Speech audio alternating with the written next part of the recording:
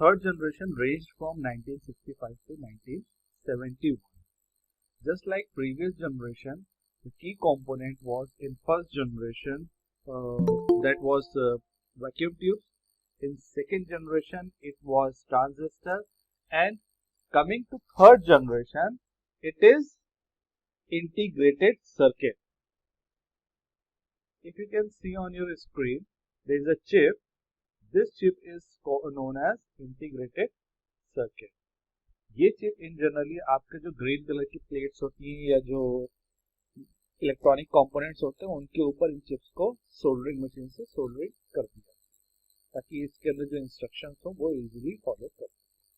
जितने भी इसके जो पैड जैसे दिख रहे हैं, ये जो पिंस दिख रही हैं, यही पिंस के जरिए से डेटा का इनपुट और आउटपुट करता है, इंस्ट्रक्शंस को रीड करता है और वहीं से ये आउटपुट भी जनरेट करता है। जब वो उसको कुछ भी काम करने के लिए जो चिप बनाई गई है वो वहां से वर्क करेगा, देन उसका आउटपुट जनरेट करेगा। हर एक तरह की चिप का अपना एक अलग काम होता है। कोई आईसी किसी बात के लिए बनाई जाती है, कोई आईसी किसी और बात के लिए, डिपेंड करता है किस तरह के वर्क के लिए। Okay, so class please note down.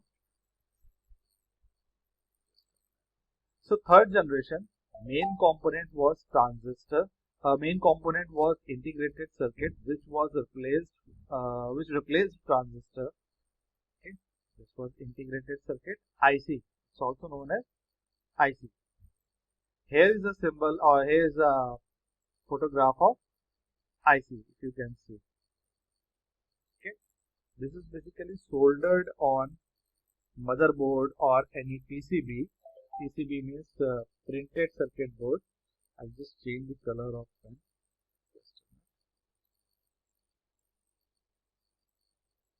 PCB, printed circuit board.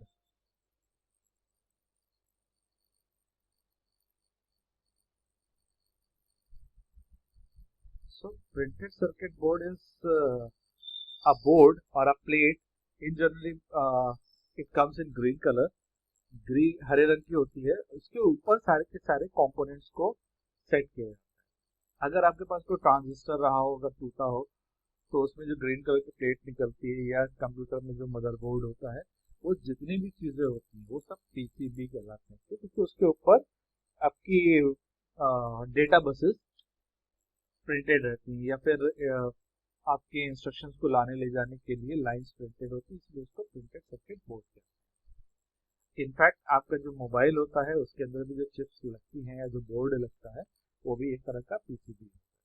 तो ये जितनी भी आईसीज थी ये सब पीसीबी के ऊपर सोल्डरिंग मशीन से सोल्डर कर दिया या फिर जो रोबोटिक मशीन होती है उनके जरिए से कर दिया। इसकी स्पीड, इस तरह की चीजें जब आई तो हमारी स्पीड मिली सेकेंड से भी ज्यादा फास्ट हो गई, नैनो सेकेंड में हम कंप्यूटेशन कर सकते।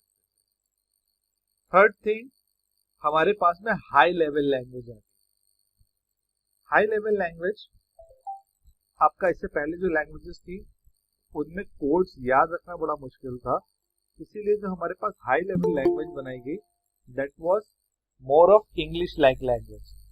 अगर जैसे कि स्क्रीन को क्लियर करना है तो उसमें CLS या क्लियर स्क्रीन जैसा शब्द होता था, ना कि कोई दूसरा कोड। अगर हमें कोई स्क्रीन पे प्रिंट करना है तो उसके लिए सिंपल प्रिंट कमांड होता था, PRINT। तो इस तरह की लैंग्वेज को कहते हैं हम हाई लेवल लैंग्वेज, जिसके कुछ एग्जांपल्स हैं आपके सामने, फॉर्ट्रैन, कोबोल, पास्कल, एल्गो 68 एंड ये सब उसको कहते हैं। सेकेंडली, इसमें अगर बात करते हैं प्रोसेसिंग की, तो remote processing, time sharing, multi programming, ये सारे फीचर्स आते हैं। रिमोट प्रोसेसिंग में क्या होता था कि आपके पास में एक से ज्यादा सिस्टम्स हैं। ये आपके एक सिस्टम है, ये दूसरे एक मेन सिस्टम से जुड़ा हुआ है, ठीक है। ये इन नेचर इस सिस्टम से ज्यादा कैपेसिटी का सिस्टम है। जब इसके ऊपर और भी 50 तरह के काम होंगे, इसके पास रिसोर्सेज की कमी होगी, तो ये उस पर्टिकुलर काम को यहाँ पे ट्रांसफर करेगा, यहाँ पे ये उसको प्रोसेस करेगा और वापस रिटर्न करेगा। तो इसको कहते हैं रिमोट प्रोसेसिंग। एक तो ये चीज हो गई। दूसरा क्या कि कई बार ऐसा भी होता है कि ये जो काम करने की तरीका है या जो काम है हमारे पास में, ये हमारे पास है ही नहीं। हमें बस इसका आउटपुट चाहिए, कुछ वैल्यूज बताएंगे, उसका आउटपुट चाहिए, लेकिन उसका पूरा का पूरा कोड यहाँ पे रखा हुआ है। तो हम इसको बताएंगे कि यहीं पे रिजल्ट को, यहीं पे प्रोग्राम को रन करेगा और हमें सिर्फ और सिर्फ रिजल्ट देगा। ठीक, तो उससे क्या होगा, इस सिस्टम का कोई भी रिसोर्स इस्तेमाल नहीं होगा। यही सारी चीजें आपकी टाइम शेयरिंग हो गई, मल्टी प्रोग्रामिंग, एक से ज्यादा तरह की जो है आप प्रोग्रामिंग के साथ में कर सकते हैं। इस तरह के जो सिस्टम्स थे वो आपके हैं IBM 360, हनीवेल 6000, PDP, IBM 370, 168। ये सब तब बने थे। आज की डेट में ये बहुत स्लो माने जाते हैं आपके लेटेस्ट कंप्यूटर या लैपटॉप के comparison. Okay, so noted?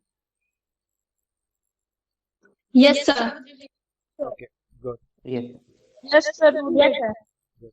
So I'll move to fourth generation. Yes, sir. Okay, good. So I'll move to fourth generation. Fourth generation में क्या हुआ? Fourth generation में ranged from 1971 to 1980, 1971 से 1980 के बीच में ये जनरेशन रही। इस जनरेशन के अंदर क्या, जो आईसी थी उसको और ज्यादा रिफाइन किया गया, उसमें और तरह की चीजें करी गई। मतलब जो आईसी थी उसको और कॉम्प्लेक्स कर दिया गया कि जितना काम पहले कर सकता था उससे कई गुना ज्यादा काम उसके बाद में कर सकते। या फिर आप ऐसे समझ लीजिए, आप लोगों ने वीडियो गेम्स खेले होंगे, तो पहले एक वीडियो गेम आता था जिसमें कैसेट लगती थी, खड़ी कैसेट लगती थी, एक गेम की एक कैसेट या 99 गेम की एक कैसेट लगती थी। अब ऐसा नहीं है, उस कैसेट के अंदर भी चिप लगी होती थी। अब उतनी बड़ी चिप में तो आपका इतना डेटा आ जाएगा, जितनी बड़ी वो कैसेट्स होती थी, कि आपका पूरा का पूरा गेम आ जाएगा, आपका पूरा का पूरा स्क्वाड की सारी डिटेल्स उसमें स्टोर हो जाएंगी। जितने आप गेम खेल रहे हैं वो सब भी इसके अंदर स्टोर किया जा सकता है। तो क्या किया है कि वही सब चिप्स को और ज्यादा रिफाइन करा गया और ज्यादा पावरफुल किया गया, ताकि बस इसके अंदर इस जनरेशन में क्या किया गया, इस जनरेशन के अंदर तो क्लास इस जनरेशन में उसी आईसी को और रिफाइन कर दिया गया, जिसको कहते हैं VLSIC, very large scale integrated circuit, जो कि देखने में कैसा होता है, देखने में ये होता है। ये आपकी जो चिप होती है इसको आप कहते हैं VLSIC। इसमें अगर आप ध्यान से देखेंगे, यहाँ पे ये सब आपके बने हुए, जैसे पिछले वाले में देखे थे उसमें टायर बने थे, वैसे इसमें भी छोटे छोटे पिंस बने हुए हैं। ये पिंस इस बोर्ड के ऊपर चले आते हैं और यही वो बोर्ड है जिसको हम कहते हैं प्रिंटेड सर्किट बोर्ड। इन जनरली ग्रीन कलर का होता है। इसको अगर आप ध्यान से देख पा रहे हो तो इसमें कुछ लाइंस प्रिंटेड भी हैं, ऐसे ऐसे करके सब लाइंस प्रिंटेड है। ये लाइन ही आपकी इंफॉर्मेशन को एक पॉइंट से दूसरे पॉइंट पे लेके जा रही होती है इंटरनली। ओके, आईसी में चीज एक और ध्यान रखने वाली थी कि आईसी में दो साइड्स पे ही पिंस थी। VLSIC, ULSIC जो कि अगली जनरेशन में बना, उनमें जनरली आपको चारों साइड में पिंस दिख रही है, क्योंकि वो और कॉम्प्लेक्स हो गया, उसको और ज्यादा इंफॉर्मेशन पास करने की जरूरत है। सेकेंडली, कमिंग टू लैंग्वेज, इसमें वही इंग्लिश लैंग्वेज का इस्तेमाल किया गया, बट उसको कह सकते हैं हम फोर्थ जनरेशन लैंग्वेज। हमारी यहाँ पे फोर्थ जनरेशन लैंग्वेज बनी, जैसे कि हमारी विजुअल बेसिक सी हो गई, C++ हो गई, ये सारी की सारी लैंग्वेजेस का इस्तेमाल इसमें किया जाता है। Next is storage. Magnetic disk का इस्तेमाल किया गया इस डेटा को स्टोर करने के लिए। मैग्नेटिक डिस्क क्या चीज, कुछ समझ लीजिए, जैसे आपकी फ्लॉपी डिस्क होती है, उसी तरह से और भी कुछ मैग्नेटिक डिस्क होती हैं जिन पे इंफॉर्मेशन को स्टोर किया जाता है।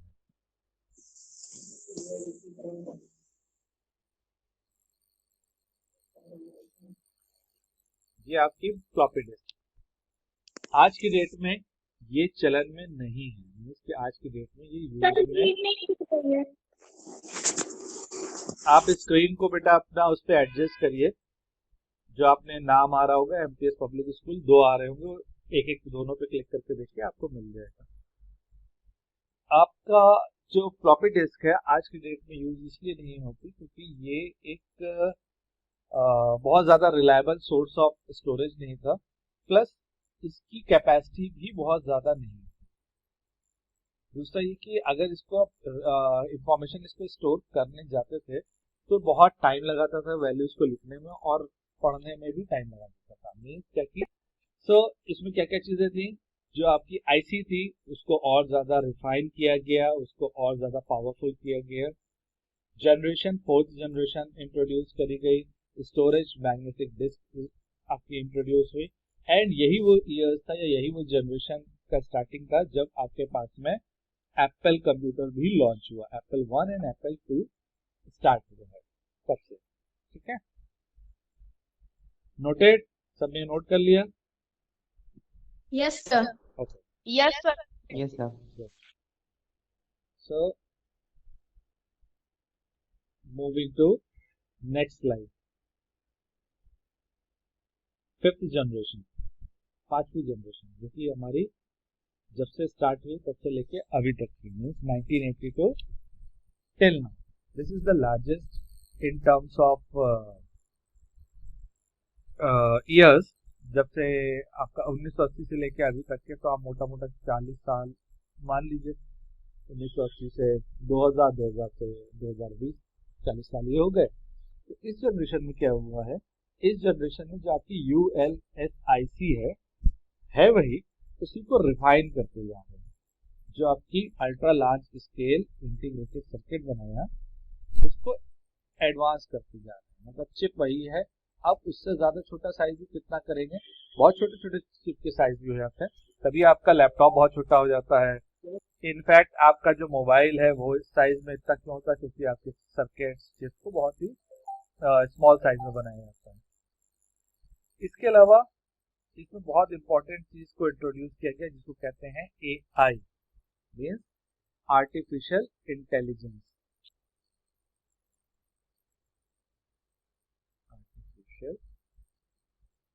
So AI was introduced. AI is artificial intelligence.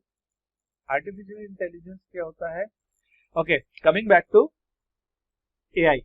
Artificial intelligence basically आपका कोडिंग्स होती हैं।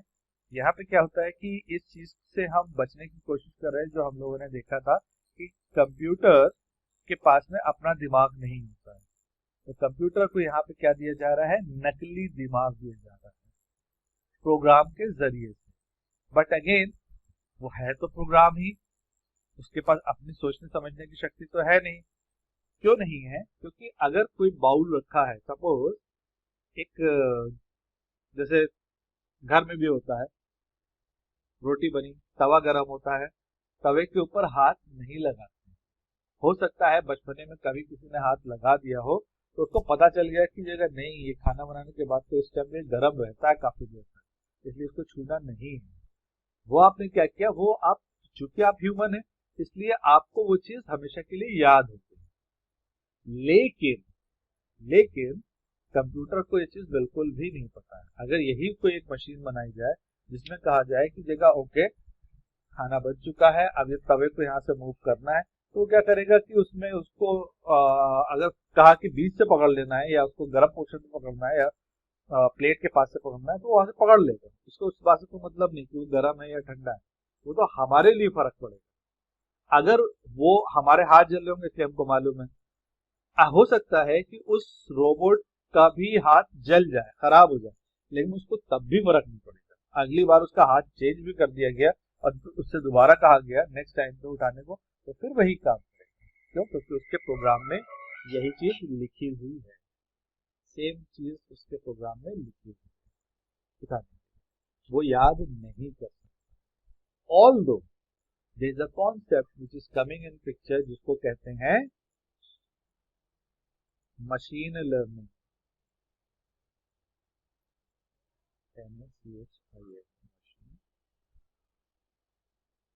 लर्निंग, मशीन लर्निंग में क्या होता है कि हम उसको बताने की कोशिश कर रहे हैं कि भाई जब तुम इस तरह के काम करते हो, अगर कुछ खराब हो जाता है तो तुम ये चीज नोट करके रखो कि क्यों खराब हुआ, क्या क्या चीजें थी जिसकी वजह से ऐसा हुआ है, ताकि अगली बार जब तुम्हें ये इंस्ट्रक्शन फॉलो करने हो तो तुम उसमें चेक ये भी करो कि क्या ऐसा तो नहीं कि ये चीज होने जा रही है। अगर ऐसा होने जा रहा है तो उसको ना करके उसका जो ऑल्टरनेट तरीका तुम्हारे सिस्टम में मेंशन किया गया है वो करो। बट यही चीज आप देखिए, इसके लिए बहुत बड़ा एक प्रोग्राम लिखना पड़ेगा सिर्फ इतनी सी चीज के लिए, जबकि एक ह्यूमन माइंड, एक ह्यूमन क्या करेगा, एक बार से उसका हाथ जला है दोबारा वो हाथ नहीं लगाएगा। इनफैक्ट एक प्रोडक्ट आता है, एक तरह का तवा आता है जो मार्केट में सेल किया जाता है, तो जब वो सेल्समैन दिखाता है उसको तो क्या करता है, पहले उसको गैस पे रखता है, उसमें कोई चीज बनाएगा, सपोज क्या कि उसके अंदर एक अंडा डाल दिया, जल क्योंकि सबसे तेज वही बन जाता है, फटाक से बना अलग कर दिया, या कोई एक चीज डाली उसमें वो गर्म हुई हटा दिया। हमारे माइंड में क्या है, चूंकि हमने बचपन में या कभी भी छुआ था तवा, इसलिए हमको याद है कि तवा जिस टाइम बंद होता है उससे काफी देर तक गर्म है। लेकिन वो कहेगा कि अब आप इस पे हाथ रखिए, आप बिल्कुल हाथ नहीं रखेंगे, आपके दिमाग में वो चीज सेट है।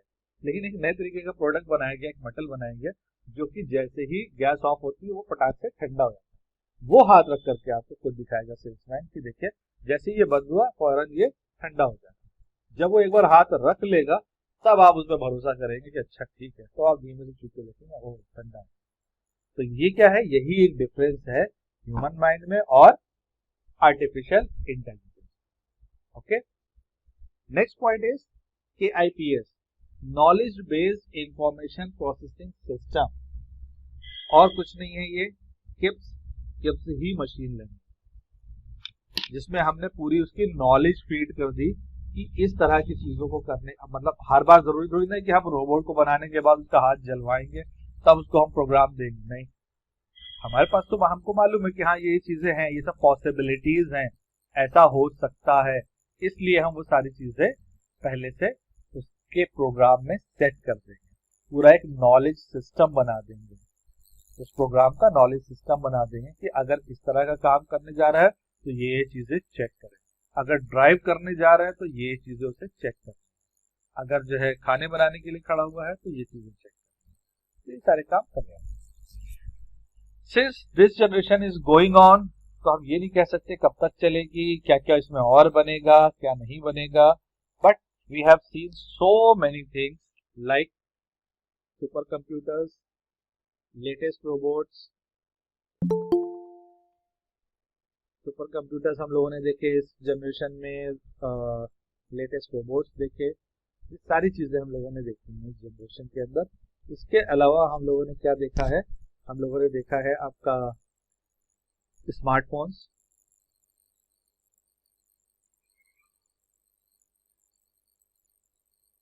इनफैक्ट अगर हम बात करें इस पूरी जनरेशन की तो आपने नॉर्मल फोन से लेकर के स्मार्टफोन की पूरी जर्नी देखी है। आज की डेट में कितना काम आपका एक स्मार्टफोन कर सकता है, कितनी तरह की इंफॉर्मेशन स्टोर करके रखता है। सपोज अगर आपने कोई टिकट कराया है, मान लेते हैं इलाहाबाद से दिल्ली तक का आपने कोई टिकट कराया, ट्रेन का टिकट कराया, और वो आपने टिकट कराया, आपको इन्फॉर्मेशन आई, आपके मैसेज में आके स्टोर हो गई, ईमेल में आके स्टोर हो गई कि आपका टिकट नंबर है, PNR नंबर है, तो इन्फॉर्मेशन है, इस डेट में आप इसके बजे आपके ट्रेन जाएगी। सिस्टम या आपका स्मार्टफोन आपको आपकी जिस लोकेशन पे आप है वहां से जो आपका रेलवे स्टेशन है वहां पहुंचने में जितना टाइम लगेगा उससे भी पहले आपको इंटीमेट कर देगा, एक मैसेज आपकी स्क्रीन पर पॉप होगा कि भैया आपकी ट्रेन रात 10 बजे, आपको हो सकता है 7 या 8 बजे तक के मैसेज आ जाए आपके खुद ब खुद आपके कंप्यूटर स्मार्टफोन की स्क्रीन पे। क्यों? क्योंकि वो उसके जिस कंपनी ने वो स्मार्टफोन बनाया है उसने ये फीचर डाला है कि भाई हम अपने यूजर्स को ये भी देना चाहते हैं कि अगर ऐसा हो तो अगर उसके पास में कोई टिकट वगैरह आया हो तो उसको भी रीड करके स्क्रीन पे दिखा दो उस डेट में, ताकि वो स्किप ना हो। मैग्नेटिक डिस्क अगेन अभी भी चल रही है मैग्नेटिक डिस्क, बट सिर्फ मैग्नेटिक डिस्क नहीं है, सिर्फ मैग्नेटिक डिस्क नहीं है, मैग्नेटिक डिस्क के अलावा हमारे पास में और भी तरह की डिस्क आ गई हैं स्टोरेज के लिए, जिनको हम कहते हैं SSD। SSD, पहले हमारे पास सिर्फ और सिर्फ हार्ड डिस्क होती थी, अब हमारे पास SSD है। हार्ड डिस्क में क्या होता था कि सर्कुलर प्लेट्स जैसी डिस्क होती थी, उनके ऊपर इंफॉर्मेशन लिखी जाती थी।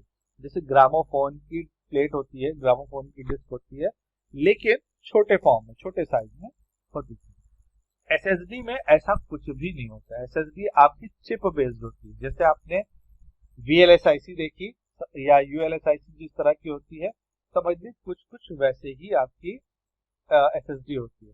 तो चूंकि ये इसको जो है मोटर नहीं चाहिए है उस डिस्क को मूव करने के लिए, इसकी स्पीड रीड एंड राइट की बहुत ज्यादा है। इसको सबसे पहले इंट्रोड्यूस किया या सबसे पहले इस्तेमाल करना शुरू किया था एप्पल कंप्यूटर। एप्पल ने कहा कि भाई हम इस तरह की डिस्क का इस्तेमाल नहीं करेंगे क्योंकि वो उसमें टाइम लगता है, तो टाइम बचाने के लिए जल्दी जल्दी काम हो, जैसे हमें काम बताया फटाक से काम करते थे, तो उन्होंने क्या किया, SSD का इस्तेमाल। ओके, आई होप सबने नोट कर लिया है। Yes sir. Great. Yes sir. Sir SSD का फुल फॉर्म क्या होता है? Solid Yes, state sir. Drive. Okay, solid state drive. Okay, yes sir. Moving to next slide, actually next part, key points. Key points में चीजों को याद रखिएगा, इसका कहीं नोट कर लीजिए। Father of computer Charles Babbage, father of modern computer science Alan Turing. इनका हमने कल भी बताया था कि इनका फोटोग्राफ भी ऐसा कोई नहीं मिलेगा जैसे कि इनका है काफी एजेड, ऐसा नहीं मिलेगा क्योंकि बहुत कम एज पे एक्सपायर हुए थे, सुसाइड एक्चुअली। इसके अलावा first non programmable electronic digital computer ABC, Atanasoff Berry computer. Non programmable means कि कोई प्रोग्राम इसके अंदर नहीं लिखा था, ये प्रोग्रामेबल नहीं था। First general purpose electronic digital computer ENIAC, electronic numerical integrator and calculator. First micro processor Intel, ये माइक्रो प्रोसेसर था, ये माइक्रो प्रोसेसर सबसे पहले बना था, इस तरह का होता था। फिर चूंकि ये पुरानी टेक्नोलॉजी पे बने हुए थे, आज की डेट में स्क्वायर शेप के आते हैं, जैसे आपने ULSIC देखी, कुछ कुछ वैसे थे। First commercially available computer UNIVAC,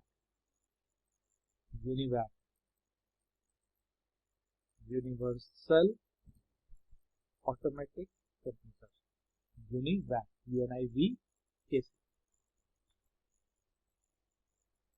इसको जब बनाया गया तो इसको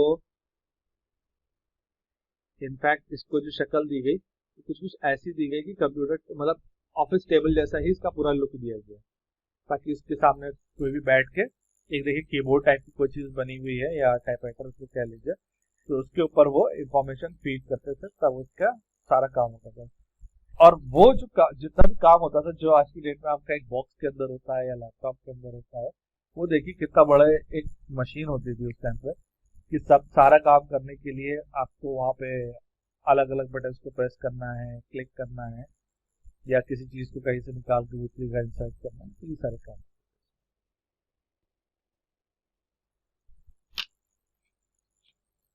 noted? Yes, sir. Yes sir. Yes, sir. Yes, sir. Next is types of computer. Types of computer, अभी तक तो हम लोगों ने देखे, कैरेक्टरिस्टिक्स देखे, जनरेशंस देखे, अब कितने तरह के कंप्यूटर्स हैं, उनके काम करने के तरीके बेस्ड ऑन ऑपरेशन। हमारे पास में तीन तरह के कंप्यूटर्स होते हैं काम करने में, जिसमें से इन जनरली पहला वाले को हम मतलब पहले वाले को इन जनरली लोग कंप्यूटर कम समझते हैं, क्योंकि वो वैसी शक्ल का नहीं होता है जैसा आज की शक्ल के कंप्यूटर्स होते हैं, बट वो भी एक है कैलकुलेशन डिवाइस और उसमें भी इलेक्ट्रॉनिक कंपोनेंट्स है, इसलिए उसको हम कंप्यूटर में रखते हैं। तो फर्स्ट इज एनालॉग कंप्यूटर, या फिर analogue device.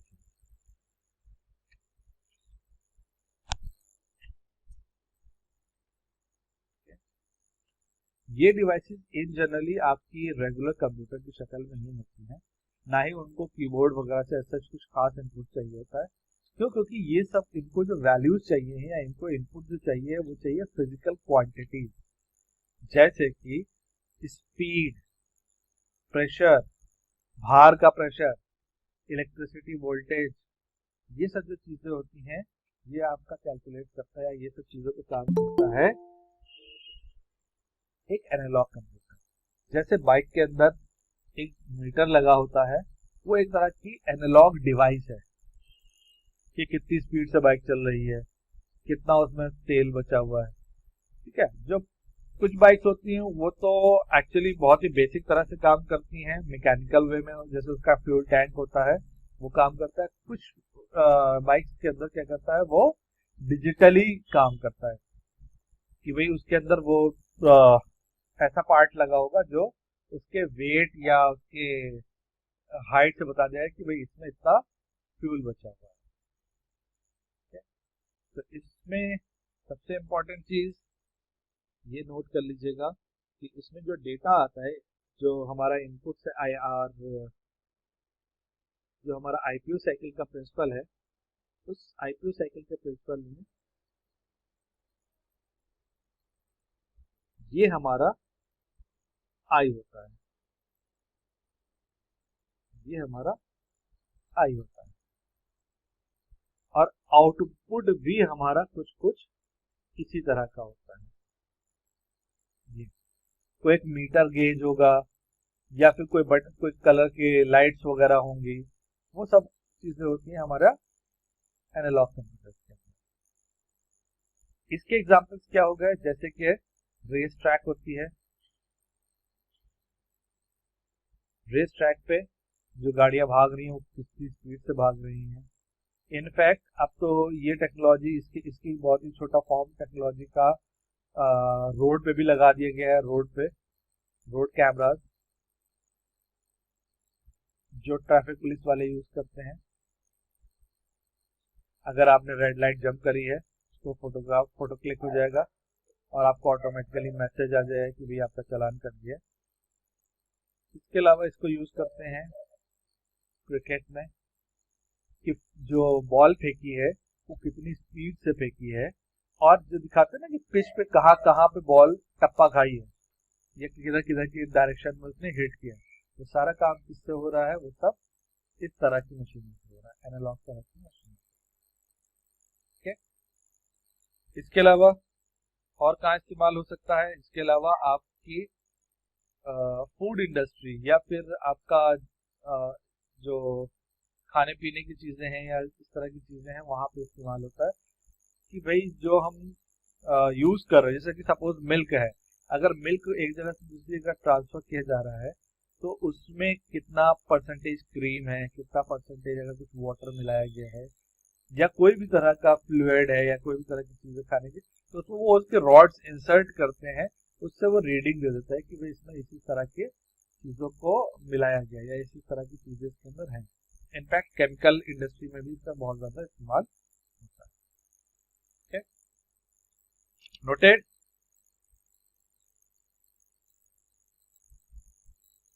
Yes. Yes, sir. Yes, sir. Next slide, digital computer. ये अपने आप में बहुत ही वास्ट कह लिए, क्योंकि हम जो भी चीजें यूज करते हैं, जो कुछ भी काम करते हैं, वो हम एक डिजिटल कंप्यूटर के ऊपर ही करते हैं। ये basically digital computers basically work on the concept of binary system, या 0 and 1, इस तरह की चीजों के ऊपर काम करता है। नंबर सिस्टम्स हम आगे और भी देखेंगे होते हैं, इसमें याद रखिएगा। ये दूसरा ये कि एनालॉग से डिजिटल में थोड़ा सा डिफरेंस है कि ये ज्यादा तेज काम करता है और प्रिसाइज ज्यादा होता है, मींस एक्यूरेट ज्यादा होता है। उसमें थोड़ा बहुत आगे पीछे हो सकता है, कुछ वेरिएशन हो सकता है कि टप्पा खाया लेकिन हवा तेज थी इसलिए हवा के प्रेशर से वो टप्पा ज्यादा तेज खा गया या कहाँ पे खाया, तो वो चीजें हो सकती है। बट ये चीज ये क्या है कि इसमें जो वैल्यू आई वो आई उतनी ही है। अगर 0 है तो 0 ही है, अगर 1 है तो 1 है। ऐसा नहीं कि रहेगा या तो 0 है या 0.1 है या 1.01 है, ऐसा कुछ भी नहीं। 0 या 1, इसीलिए इसकी ज्यादा एक्यूरेट। कहाँ यूज होता है डिजिटल कंप्यूटर? आज की डेट में सब जगह यूज होता है। Engineering, technology, design, research, data processing, कोई भी फील्ड आप लीजिए वहां इस्तेमाल होगा। एजुकेशन, पढ़ाई में, हॉस्पिटल। हॉस्पिटल का तो एग्जांपल अभी फिर आगे हमको लेना पड़ेगा, क्योंकि जो अगला आपका कंप्यूटर का टाइप है हाइब्रिड, वहां पे भी इसको इस्तेमाल किया जाता है हॉस्पिटल्स में भी। okay?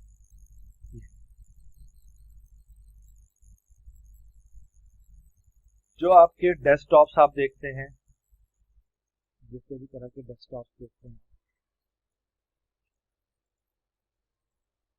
लैपटॉप देखते हैं, ये सब डिजिटल कंप्यूटर्स का ही एक फॉर्म है। अब डेस्कटॉप क्या भी कॉन्फ़िगरेशन का हो सकता है, लैपटॉप किसी भी कॉन्फ़िगरेशन का हो सकता है। साइज में बड़ा हो सकता है, छोटा हो सकता है, तेज हो सकता है, स्लो हो सकता है, महंगा हो सकता है, सस्ता हो सकता है, उसकी स्क्रीन किस तरह की है, वो सब चीज़ों के ऊपर बहुत सारे फैक्टर्स डिपेंड करते हैं। लेकिन डेस्कटॉप एक हो गया और एक आपका लैपटॉप। इनफैक्ट एक पॉइंट ऑफ टाइम पे डिजिटल कंप्यूटर्स के अंदर में पाम टॉप जैसी भी एक चीज होती थी। Palm top, PALMTOP, palm top means हाथ में आ जाने वाला कंप्यूटर। बट जब से हमारे पास में स्मार्टफोन्स बन गए हैं, तब से पाम टॉप जैसी चीज खत्म हो गई है, क्योंकि सारा काम तो हमारा स्मार्टफोन ही करके दे देता है। जो कंप्यूटर का काम है उसमें मैक्सिमम काम हमारा वो कर देता है। क्योंकि स्मार्टफोन की स्पीड और कंप्यूटर की स्पीड में फर्क होता है, मेमोरी में फर्क होता है, स्टोरेज में फर्क होता है, इसलिए बहुत सारे काम हम अभी भी नहीं कर पाते हैं। जैसे कि इमेज एडिटिंग हो गई, कुछ एक लेवल की कोडिंग हो गई, प्रोग्रामिंग हो गई, वो सारे काम हम नहीं कर पाते, इसीलिए हमें एक कंप्यूटर चाहिए। नेक्स्ट इज हाइब्रिड कंप्यूटर या हाइब्रिड डिवाइस। ये क्या है? ये आपका कॉम्बिनेशन है दोनों डिवाइसेस का मिला करके, एनालॉग एंड डिजिटल। जब दोनों टेक्नोलॉजी को एक साथ मिला दिया जाएगा तो हमारा बनता है हाइब्रिड कंप्यूटर। एनालॉग के फीचर भी हैं और डिजिटल कंप्यूटर के भी फीचर। कैसे? कि जैसे हमने कहा ना कि स्पीड पता कर रहे हैं, प्रेशर पता कर रहे हैं, तो जैसे हार्ट बीट हो गया। हार्ट बीट में क्या होता है? ब्लड का प्रेशर ही तो होता है वो, ठीक है। तो इस तरह की मशीनें जो हॉस्पिटल्स में यूज होती हैं वो एक्चुअली हाइब्रिड डिवाइसेस हैं। जैसे कि साइड में एक फोटोग्राफ लगा भी है, ये क्या पेशेंट के पास में लगा देते हैं ना इंटरनली कि इसकी कितनी हार्ट बीट चल रही है, बाकी पल्सेस वगैरह क्या है, ये सारी चीजें लगाते हैं। ये होता है आपका एक तरह की हाइब्रिड। काम कर रहा है, ऑपरेट कर रहा है वो डिजिटली, लेकिन वैल्यू इनपुट मिल रहा है उसको हाइब्रिड। ओके,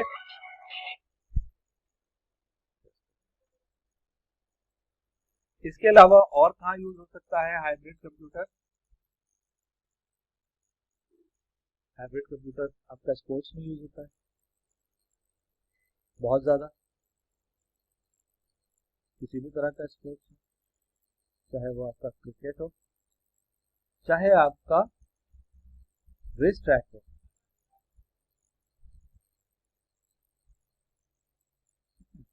या फिर आपका सपोज हो गया, और क्या कौन सा हो गया, कोई भी स्पोर्ट्स का नाम लेते हैं अगर हम लोग, सपोज फुटबॉल हो गया, सॉकर। तो यहाँ पे क्या है? यहाँ पे आपको मालूम है कि किधर की तरफ बॉल जो है आपकी कैसे पड़ रही है, किधर की तरफ मूव कर रही है। लेकिन पहले भी ये चीजें होती थी, पहले इतने अच्छे से रिप्रेजेंट नहीं करते थे या उसको जल्दी बता नहीं पाते थे। आज की डेट में क्यों बता पाते हैं? क्योंकि आपके पास ना हाइब्रिड सिस्टम, इधर वहां पे गिरी बॉल, वहां पे फटाक से उसकी पूरी रीडिंग लेकर के उससे सब बता दिया, साथ में पुराना भी दिखा दिया कि भाई इन जनरली सो एंड सो जो बॉलर है वो अभी तो उसने इतनी स्पीड से किया, लेकिन पुराना उसका रिकॉर्ड इससे का रहा है पूरा। उसके अलावा दुनिया में और कौन कौन है उन सब का नीचे चिपका देते हैं। रेस ट्रैक पे क्या होता है? रेस ट्रैक पे जो है जब गाड़ी एक पॉइंट से दूसरे पॉइंट पे जा रही होती है, जब ट्रैक पे होती है, तो हर एक पॉइंट पे जो है कब कितनी स्पीड से मूव करी है, जो गाड़ी है उसमें ट्रैक्शन कितना, ट्रैक्शन का तो आप समझ लीजिए आप जा रहे हैं एक दिशा में, लेकिन उस दिशा में बढ़ने में आपको एक फोर्स लगाना पड़ रहा है, वो फोर्स आपको ट्रैक्शन की वजह से लगाना पड़ रहा है, क्योंकि वो आपको जो है पीछे की तरफ ढकेल, अगर आप बहुत स्पीड में जा रहे हैं एयर आपको, तो इसलिए उसको बनाया जाता है एरोडायनेमिक, ताकि ट्रैक्शन कम हो जाए। तो ट्रैक्शन चेक करता है, उसके वही इसी चीजों की वजह से गाड़ियों को बनाया जाता है एरोडायनेमिक, और रेस ट्रैक पर चेक किया जाता है। सॉकर में फुटबॉल एक पॉइंट से दूसरे पॉइंट पर उसने किक करी तो कितना दूर तक वो किक कर सकता है, किस पॉइंट से किक करता है एक पर्टिकुलर, तो ये सारी चीजें जो है स्पोर्ट्स में यूज करी है। हॉस्पिटल्स में आपने देखा ही है कि क्या इस्तेमाल है। इसके अलावा एक बहुत अच्छा इस्तेमाल होता है इन सब चीजों का सिमुलेशन में। कैन एनीबडी टेल मी कि सिमुलेशन क्या चीज होती है? हम लोगों ने कुछ परसों शायद डिस्कस भी किया था सिमुलेटर वर्ड को। सिमुलेशन क्या होता है? एनीबडी?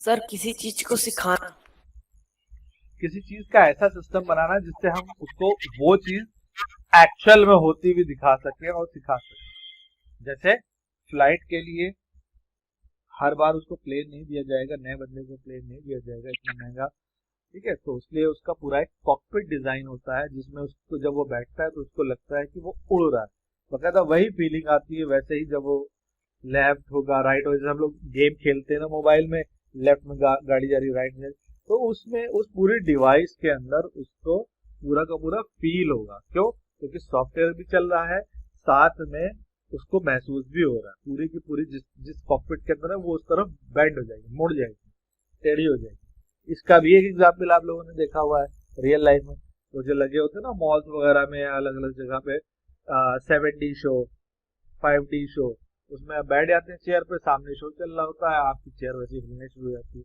अगर उसके अंदर क्या चीज आता है, रोलर कोस्टर आता है, तो आपकी चेयर वैसे ही मूव कर रही होती है। तो ये सारी चीजें हैं जिनको हम कहते हैं सिमुलेशन या सिमुलेटर, उन मशीनों को कहते हैं। Okay, noted? Yes, sir, noted. Okay, तो ये हमारे पास में 3 तरह की डिवाइसेस हैं। अब हम आ जाते हैं, अगर हम इन्हीं डिवाइसेस को या इसी कंप्यूटर को हम डिवाइड कर देते हैं उनके कॉन्फ़िगरेशन के बेसिस पे, ओके, तो हमारे पास में कितने तरह के होंगे? हमारे पास में उस टाइम पे होंगे तब हमारे पास में होंगे 4 तरह के computer, micro computer, mini computer, okay. But ये 4 तरह के कंप्यूटर्स हम लोग कल से पढ़ना शुरू करेंगे। ये एक्चुअली डिजिटल कंप्यूटर्स नहीं है, ये हम लोग कल पढ़ेंगे। ओके, तो क्लास एनी क्वेरी जो आज हम लोगों ने पढ़ा है